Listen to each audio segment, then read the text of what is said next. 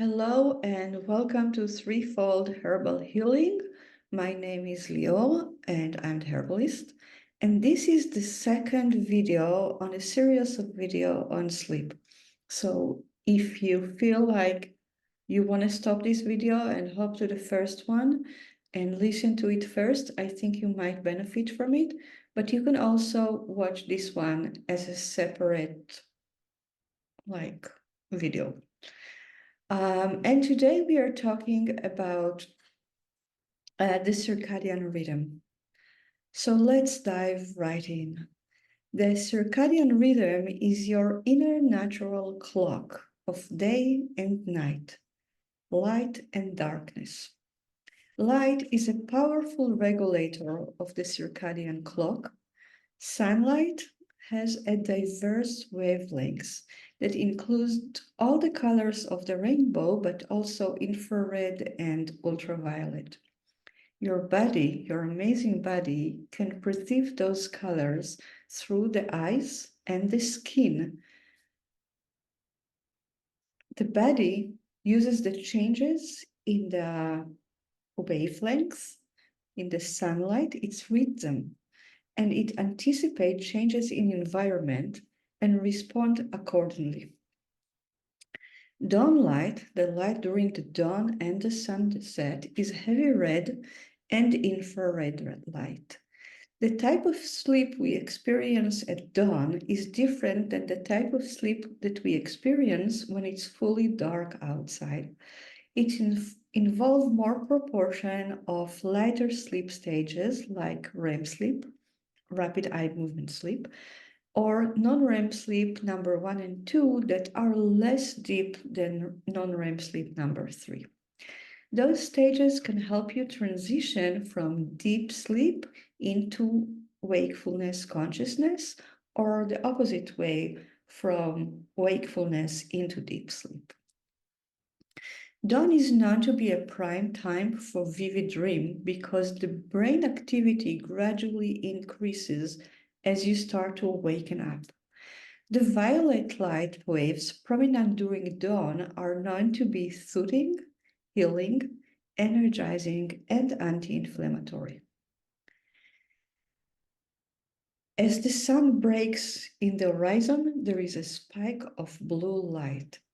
The blue light frequency set up the circadian rhythm. It's like starting the wheel moving. It reacts with 3 amino acids to support the production of critical hormones crucial for energy, mental health, sleep, and cell repair. Morning exposure to blue light from the sun is particularly important. It helps signal your body that it's time to wake up and start the day. The exposure also helps set the timing for melatonin production later in the evening, promoting a healthy sleep and wake cycle. In the afternoon, light begins to lessen gradually until sunset, when we turn back to red and infrared light, similar to dawn, but then we shift into darkness. As the light gradually lessens and we have the red and infrared light, melatonin start to increase, melatonin production start to increase, and it's reach peak when it's dark.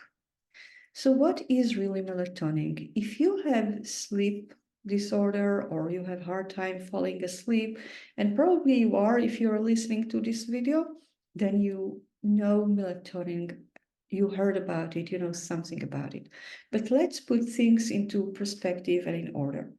So melatonin is produced by the pineal gland. The pineal gland is right here behind your third eye, and it's regulate the sleep and awake cycle. Its level rise in the evening to promote sleep and fall in the morning to help you wake up. Disruption in melatonin production, often due to exposure to artificial light, can lead to sleep disorders. Diet play an important role in melatonin production. For example, food rich in tryptophan, an amino acid that is a building block to melatonin, like turkey, cheese, and nuts, can help you boost melatonin production. So if you don't have enough melatonin in your system, you want to eat food like turkey, cheese, and nuts to increase melatonin before you reach out to the supplement shelf in your nature food store. Tryptophan, that is a building block for melatonin, is a building block for vitamin B3 too. And vitamin B3 is essential for turning glucose into fuel in your body. If you have a lot of carbohydrate in your diet, your body needs more tryptophan for energy production to process all these carbohydrates. And it's going to prioritize that tryptophan for processing carbohydrate and leave not enough for melatonin production. So having a diet that is high in carbohydrates might compromise your melatonin production and lead to sleep disorders. A balanced bacteria ecology is also crucial for melatonin production because your gut produces 70% of the serotonin in your body, and serotonin is a precursor to melatonin. So the way you synthesize melatonin, you take tryptophan, you make serotonin from it, and you make melatonin from serotonin. So if your gut bacteria is not doing what it needs to do because it's not balanced, you're not going to have enough serotonin, and then you're not going to have enough melatonin. Natural exposure to light during the day, especially during the morning, so around 8, 9 in the morning, 7 in the morning, just being out there in natural light. So it's not being indoor with the window next to a window. It's really being outdoor in the light can help support the production of melatonin in the evening, very mysteriously. So what can really compromise melatonin production? Exposure to artificial light, especially the blue light. Why is that? Because the blue light mimic the blue light of the sun, and it's trick your brain to think that it's daylight. So if you use blue light in all the screens that we use, the tablet, the smartphone, the TV, all of those create blue light that actually trick your brain. So you might want to avoid them a couple of hours before sleep. Another thing is stress, because melatonin is very interestingly works in the body with cortisol, like in a seesaw action thing. And when you are in stress, your body promotes cortisol. So if your cortisol will go up, your melatonin naturally will go down.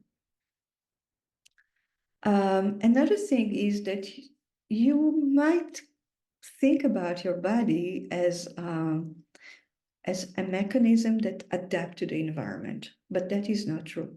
Actually, your body is like a gambling machine. All the time, it's predict what's going to happen and react to what it's assumed is going to happen. So if you are not going to sleep at the same time every day, if your sleep schedule is very erratic, your body cannot predict when you're going to sleep, so it can't know what will be the best time to produce melatonin. It's totally confused, and it's not going to produce the melatonin when you want it to produce the melatonin. Okay, so having a regular sleep time helps the body predict when you want to have melatonin in your system, and then it will give it to you. The other thing that mess up melatonin production is stimulants. Those could be drugs like Adderall that some people with ADHD use, and if you use it too close to your bedtime, it will mess up your sleep. Food like coffee and alcohol. If you have a sleep disorder, I suggest you avoid both of them because both of them can really mess up melatonin production. And some herbs that are stimulants, eleutro, schizandra, I wouldn't use them close to bedtime. The other thing that mess up melatonin production is getting old. As we get old, melatonin production naturally decrease. And because of that, people that are aging might experience hard time falling asleep. Like I said, melatonin and cortisol are playing on a seesaw swing set. Cortisol, that is known as the stress hormone, is actually more like an alert hormone. Because cortisol is associated with stress, most people, when they think about cortisol, they think about how they can reduce cortisol production. But in reality, you need cortisol because if you don't have cortisol production in the morning, you're actually not going to wake up. You need cortisol to keep you alert, to keep you awake. If you don't have cortisol, you just nod all the time. So, like I said, cortisol plays on the seesaw swing with melatonin. Cortisol production begins at dawn with the first burst of blue light, peaks midday, and then lessen melatonin production begin to increase in the later hours of the afternoon, evening. A morning spike in cortisol will improve your immune system, metabolism, and your ability to focus during the day, and it will also set the stage for sleep during the night. So you need a balanced level of both cortisol and melatonin to have the cycle spinning all the time in a very balanced, easy way. If one of them is out of whack, you have problem with both. And like I said, going outside for 15 minutes in the morning really set the cycle for the entire day. Okay, so let's dive into a couple of practical tips that can help you optimize melatonin, and we talked about them, but just let's sum it all up. So avoid or limit your exposure to blue light in the evenings, 2 hours before bedtime. Get morning sunlight. Go out and stretch yourself in the sun every morning for just 15 minutes. I promise you, it's good for your mood and it's good for your sleep. Maintain a regular sleep schedule. Go to bed and wake up at about the same time, and you will support the entire sleep-wakefulness cycle. Manage your stress. Practice relaxation techniques such as deep breathing, meditation, yoga to reduce your stress level. I would add to that, do some movement, not in the evening because movement increase alertness, movement increase cortisol. In the evening, I would go more for the breathing technique and meditation, maybe some stretching, but really movement can help sleep. And mind your diet. And by that, I mean eat food that increase tryptophan, like cheese, turkey, seed, and nuts, and reduce caffeine and alcohol in the evening, and reduce simple carbs from your diet. That's it. That's all about melatonin, cortisol, and how to move with the cycle.